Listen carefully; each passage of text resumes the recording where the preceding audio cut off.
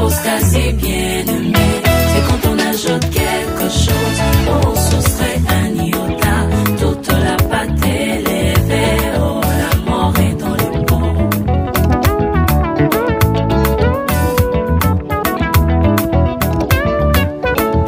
La pause quasi bien aimée, c'est quand on ajoute quelque chose pour soustraire un iota. Bien aimé, shalom, bisika bokutami. Nous disons shalom à tous les frères partout où vous nous suivez. Liboso ya nyonso tolingi totika exhortation muke tolingi koyoka sur la conduite de l'église na losambo. Avant toute chose, nous voulons laisser cette exhortation sur la conduite de l'église entre les mains du Seigneur par la prière. Kolo na bomoi, Dieu de notre Dieu de vie, Nzambe na nguya nyos, le Dieu tout-puissant, Yesu Masia, Jésus-Christ, tosengi na yo Nzambe. nous te demandons Dieu, Moment oyo favorable totiki yango na loboko na yo. nous laissons ce moment favorable entre tes mains, O memela biso auction. que tu nous apportes l'option, Toloba te kolandisa likanisi ya bato, que nous ne parlons pas selon la pensée humaine, mais toloba kolandisa likanisi ya yo. que nous parlons avec une pensée provenant de toi. Exhortation oyo ezwesika na mitema ya bana na Nzambe nyonso bazolanda Que yango. cette exhortation ait la place dans le cœur de tous les enfants de Et Dieu oyo qui nyonso azolanda yango apambolama au nom de et Jésus. tout celui qui suit cette exhortation soit béni au nom du Seigneur Jésus-Christ. Tiki nyonso na maboko na yo Seigneur. Nous laissons tout entre tes mains, Seigneur. Toza na makoki te kouta na biso moko. Nous n'avons pas de force à provenant de nous-mêmes. Et il est écrit que notre capacité vient de Christ. Et comment mettre ma cache na biso utaka na kolo Yesu Christ. Yango zala na biso na ebandeli kino na suka exhortation oyo na kombo na Yesu. C'est ainsi que nous disons que vous soyez avec nous tout au long de cette exhortation au nom du Seigneur Jésus-Christ. Amen. Amen. Bien-aimé, tozo continuer toujours na émission na biso. Bien-aimés, nous sommes en train de continuer avec notre mission. Émission na biso ezolobela sur likolo na lokola na mangomba nyonso ya basantu. Notre mission parle comme thème, comme dans toutes les églises des saints. Wana eza émission na biso. Ça, c'est l'intitulé de notre émission. Mais thème na biso to moto na likambo ezali kokambama ya lingomba. Mais notre thème dans cette émission, c'est autour de la conduite de l'église locale. Yango nde tozali kotambola na yango. C'est là que nous sommes en train de marcher. Bien aimé, tala lelo yo bangomba ya mokili soki pasteur akufi azotikela mwana na ye lingomba. Bien aimé, aujourd'hui, dans les églises de ce monde, si un pasteur responsable d'une église meurt, il laisse la charge de l'église entre les mains de son fils. Yango Jésus-Christ pona lingomba na ye lokola na mangomba nyonso ya basantu atika moto moko te azala ye moko pasteur responsable to titulaire. Mais Jésus-Christ, dans son église, dans l'église des saints, il n'a jamais laissé l'église entre les mains d'une personne comme pasteur responsable. Biso ezali ministère ndezo kamba lingomba. Nous, c'est le ministère qui conduit l'église locale.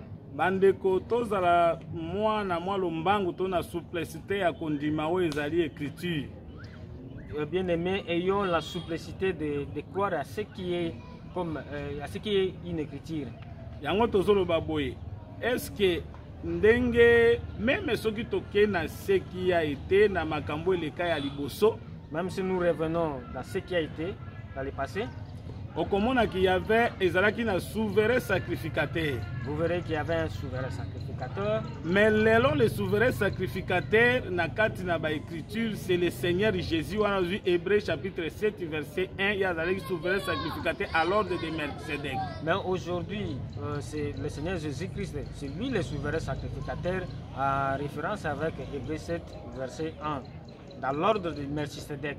Lelo souverain ministre azalakate. Aujourd'hui, un ministre souverain, ça n'existe pas dans l'église de Dieu. Biso nyonso toza ba ministre. Nous tous, nous sommes des ministres. Mais eza quand même na droit de naissance. Mais il y a le droit de naissance. Po soko moni papa oyo ateya bana na ye aza toujours papa na bango kulutu ya liboso aza toujours kulutu wana il faut respect ezala. Et le père qui a prêché ses enfants ou l'aîné qui est venu avant dans l'ordre du ministère, le respect doit demeurer parmi eux. Yango tozoyebisaki omoni lelo oyo pasteur akufi ote azotikela mwana na eza ba église ya Nzambe te, eza ba église oyo ezotravailler na puissance ya Satan. Aujourd'hui, on voit un pasteur, mais il laisse son enfant diriger l'église. Il laisse l'église entre les mains de son fils. Ça, ce ne sont pas des églises de Dieu, ce sont des églises du diable dans ce monde. Pe makambo tozobela yango eza uniquement na ba mangomba ya basantu. Et ce que nous disons, c'est uniquement dans les églises des saints. Bon mangomba mosusu bakokambama na bango ndenge balingi batie pasteur responsable, batie pasteur titulaire, mais l'assemblée de ces ezalaka te. Dans d'autres églises, ils peuvent avoir des pasteurs responsables qui conduisent les églises, mais dans l'église des saints, ces choses n'existent pas. Soki omoni Joseph akomi na Égypte, Égypte lelo lokola ba nation, mais bandeko na ye bakolanda ye. Et 5 bango nyonso bakokoma 12. Mais na kati na 12 wana bako présenter 5 frères epai na Pharaon. Aujourd'hui, comme à l'exemple de Joseph qui était descendu à l'Égypte, quand il est venu, ses frères l'ont suivi. Mais quand ils vont présenter les 5 frères, ces 5 frères. Pe bandeko bamibali bandeko mitano wana batalisi bango lokola babateli pate. Et ces 5 frères seront présentés comme des bergers. Yango lelo oyo le véritable Joseph azana na lelo na ba nation apona libota na ye moko, c'est le Seigneur Jésus. Alors aujourd'hui Joseph, la référence de Joseph dans l'Égypte qui est le monde, c'est la personne du Seigneur Jésus-Christ. Lelo na kati na mokili mais Jésus apona église. Azwa peuple moko atie yango pembeni nde eza église na ye nde sika oyo 5 frères à Joseph ezali 5 dons ministériels ezosala. Et aujourd'hui Jésus-Christ à l'image de Joseph, il a choisi un peuple parmi les nations. C'est ça l'église où il a mis les 5 bergers en train de travailler. Okomona présenté bango devant Pharaon 5 frères atalisi bango bandeko mitano. Et il présente 5 frères devant Pharaon. Bango nyonso baza babateli pate. Tous ce sont des bergers. Yango tokoloba ke ministre nyonso azalaka conducteur. Et c'est ça que nous disons, tout ministre est conducteur. Mais moto na moto aza na ngolu na ye. Mais chacun exerce selon sa grâce. Okomona ke eloko wana esalemaki na Joseph lelo pe tango tolobi ke souverain ministre aza te toteaki la fois passée que les serviteurs oyo azalaki na surveillance ya ba moissonneur ezalaka le Saint-Esprit Jésus-Christ ye moko. Et comme nous avons dit l'autre fois, les surveilleurs, les serviteurs chargés de surveiller les moissonneurs, c'est la personne de Jésus-Christ. Ezaïe moko nde azokamba lingomba comme souverain. C'est lui-même qui conduit l'église comme souverain. Bien aimé, tolanda bandeko te lelo moto akufi azotikela mwana na ye église, eza ba église ya bato. Bien aimé, ne suivons pas tous ces gens-là qui après leur mort, on prend leurs enfants pour les élever. Ne suivons pas ces gens-là. Ce sont des églises du monde. Soki tozui 1 Thessaloniciens chapitre 5 verset 12 ezolobela biso pona ba oyo bazo diriger lingomba bazakande belé mon côté. Le livre de 1 Thessaloniciens 5, on parle de ceux qui dirigent l'église. Ils sont nombreux. Il n'y en a pas un seul. Nous vous prions, frères, tobondeli bino bandeko, d'avoir de la considération pour ceux qui travaillent parmi vous. Bozala na limiemia makasi tona botosi epai na baoyo bazepa na baoyo ebele bazali ko sala mosala kati na bino qui vous dirige dans le Seigneur. Oyo bazali ko kamba bino kati na kolo et qui vous exhorte. Oyo bazali pe ko bondisa bino ko lendisa bino ko teya bino. Amen. Amen. Yango tozoloba bien aimé awa balobi nde ebele nde bazo diriger. Ici on parle de beaucoup, de pluriel de ces gens qui dirigent. Soki tozongi na Hébreux chapitre na yango 13 verset 17 wabi obéissez à vos conducteurs. Et si nous revenons dans le livre de Hébreux 13 verset 17, on parle de obéir aux conducteurs, à vos conducteurs. Que vous obéissez à vos conducteurs.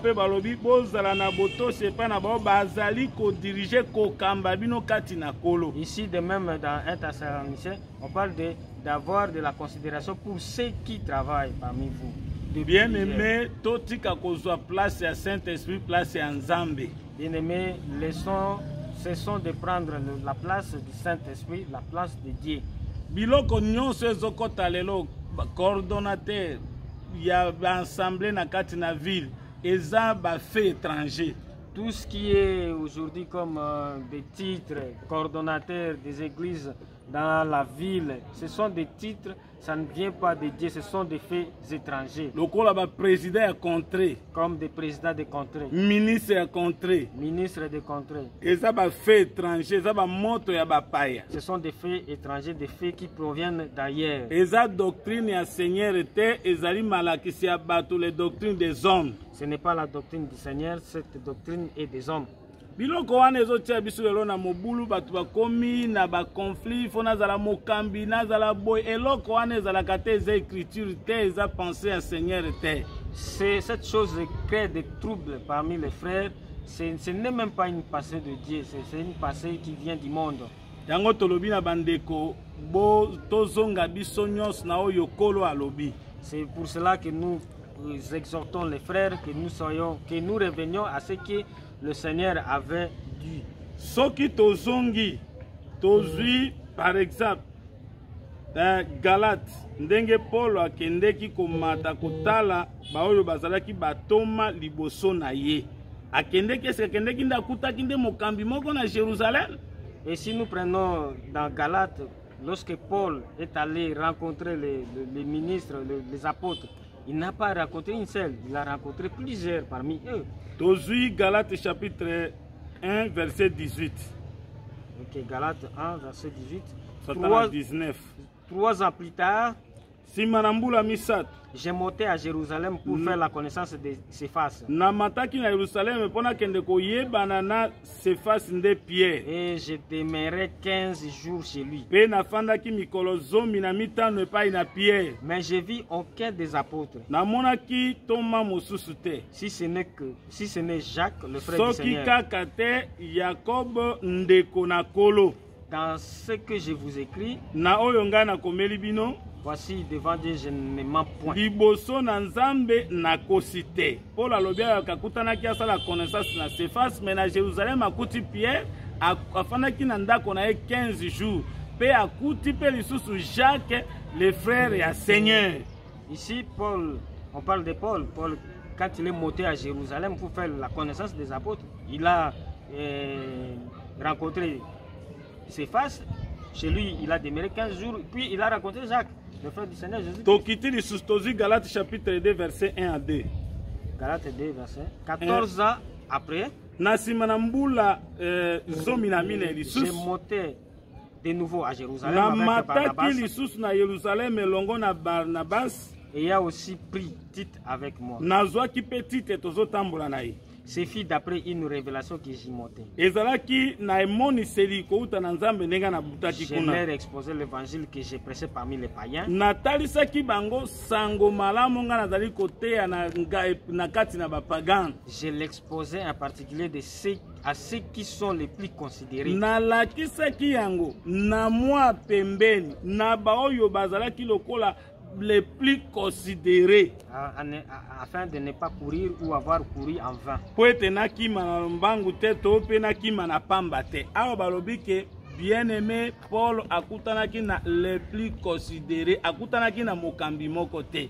Ici, on dit Paul, le bien-aimé Paul a rencontré ceux qui sont les plus considérés. Il n'a pas rencontré un seul responsable. Tokoyeba bakombo ya ba les plus considérés yango. Nous saurons le nom des plus considérés à question. Alobi te ke tango na mataki na Jérusalem na kutaki mokambi ya lingomba ya Jérusalem moko te. Il n'a pas dit quand il est monté à Jérusalem, il a rencontré un seul responsable de l'église. Non. En particulier à Sololaki na les plus considérés. En particulier, il a échangé avec le plus considéré. Bon, na lingomba toyi kozala ba ministre, mais ezana ba muso Nzambe atomboli bango na lolenge ya mosala la plus considérée pe bazalaka. Et dans l'église, on peut avoir des ministres, mais il y a de ceux-là que Dieu a élevé parmi les frères qui sont les plus considérés parmi les ministres.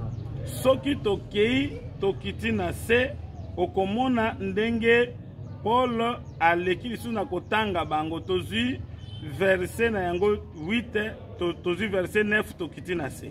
Et ayant reconnu la grâce qui m'a été accordée, bango ba le plus considéré ba moni ba ngolu ezalaki na kati nanga bandimi yango Jacques, Céphas et Jean, Jacques, Céphas, Pierre et Jean, Yohane, qui sont regardés comme des colonnes, oyo ba monana ki lokola makonzi me donnèrent à moi et à Barnabas ba pesa kingai pe na Barnabas la main d'association, loboko ya tosimbana afin que nous allassions, po ete tokende nous vers les païens biso epai na bapagan et eux vers les circoncis. bango epai na bayuda to basirconcis. Kolo pambola bien-aimé. Que Dieu bénisse, chers bien-aimés.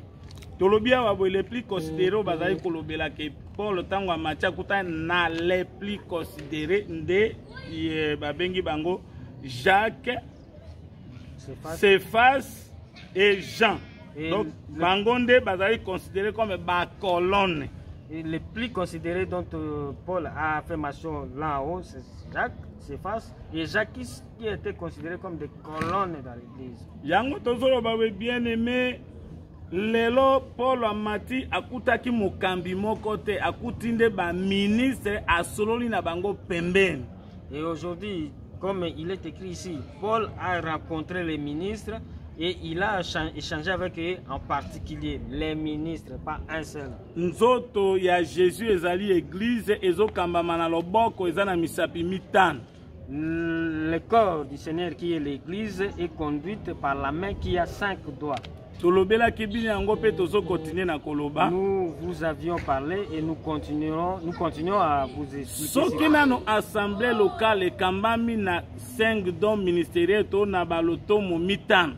Et si l'église locale est conduite par le 5 dons ministériels, koleka boni ba église na kati na ville motu moko alinga bima ngai nde mokambi ya mangomba na kati na ville. À combien plus forte raison l'assemblée des églises dans une ville, une seule personne veut se faire, c'est lui le conducteur de toutes les églises dans une ville. Bien-aimé totikala na oyo ekomami. Bien-aimé, restons dans ce qui est écrit. Biso toza église des saints. Nous sommes église des saints. Tozo kambama na parole de Dieu. Nous sommes conduits par la parole du Seigneur. Et non moto atombwa malelo oyo ke ngande mokambi ya lingomba ngande mokambi ya ba église ezalaka te eza moto ya bapaya. Et non une seule personne se lève, c'est moi le conducteur de l'église, c'est moi le conducteur des églises, c'est le fait étranger. Yango lelo bato baswa ba confusion komona moto atie église na ye tabernacle André, tabernacle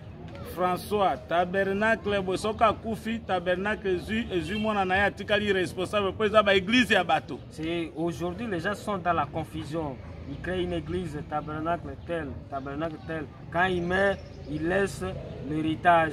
C'est une confusion. Ce sont des églises de gens, de personnes. Ce n'est pas l'église de Dieu. Ils ont une église des démons, ils ont une église des hommes. Ce sont des églises des hommes, des démons. Oh, yokomona mobali ya kufi, moi c'est atikali une église. Où vous verrez le mari est mort. La femme reste avec l'église. Mais biso lelo soki okufi bandeko bazalaki na bino bakundi opemi na kimia libotano efandi na kimia mwana moko teko bazwa mono ya tikala na lingomba te. Mais chez nous aujourd'hui, si vous mourrez dans le Seigneur, on vous assevelit et votre famille reste à paix, on ne prendra pas une de vos affaires pour les récupérer. Tozali ko travailler na collège. Et puis nous travaillons dans les collèges. Et collège ndezo kamba assemblée.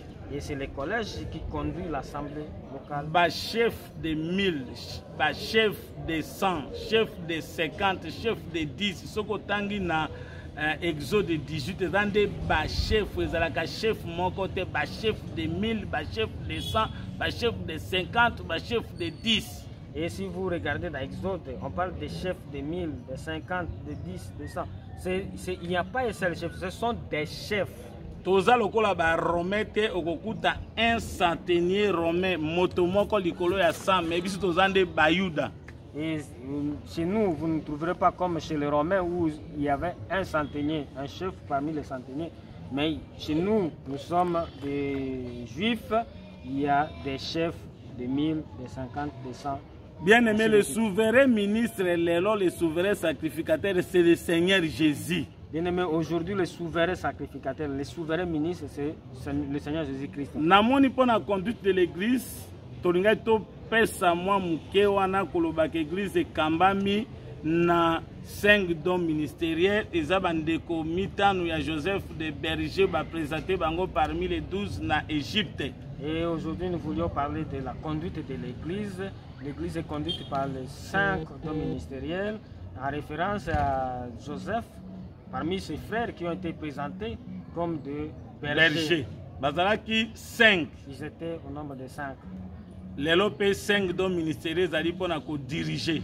Aujourd'hui, ces 5 dons ministériels aussi, c'est pour diriger l'église. Yango tozwaki 1 Thessaloniciens 5 verset 12. Raison pour laquelle nous avons pris comme référence 1 Thessaloniciens 5 verset 12. Et tozwi pe tango Paul azomata pona kokende kokutana na lingomba ya Jérusalem, akutanaki na mokambi moko te, akutanaki na 3 oyo bazali les plus considérés pe abengai bango ba colonne.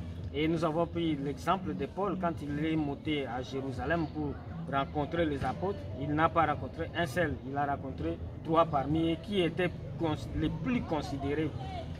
La fois prochaine, tokoye la bino sur oyo babenga yango les visionnaires. Et la fois prochaine, nous allons venir auprès de vous pour vous parler des visionnaires. Lelo tokomi kobonga na bato komo benga te il faut tozala na visionnaire moko leadership visionnaire babiloko ya ndenge wana. Est-ce que yo serviteur ministre na nzoto ndio za visionnaire pour na église ou bien visionnaire bokoyo kango la fois prochaine? Nzambe à côté à komoni sabino lelo bato alingi bazwa place ya Nzambe ngai nde visionnaire ngai nde boy tout ça mais kolo azwa lokumu pona bana ya Nzambe na mangomba ya basanto koleka te. Aujourd'hui, on voit déjà se présenter, c'est moi tel visionnaire, c'est moi le visionnaire. Mais la fois prochaine, nous allons vous en parler à ce qui concerne les visionnaires. Mais les enfants de Dieu, protégez-vous de tout cela. Kolo apambola bino na bisika bozali lilobo totei ebikisa bino epesa bino santé malamu. Bososola yango, bo comprendre yango petika na mitema, bo mettre yango en pratique na kombo na Yesu Christ. Que Dieu vous bénisse au nom du Seigneur Jésus-Christ. Amen. Amen.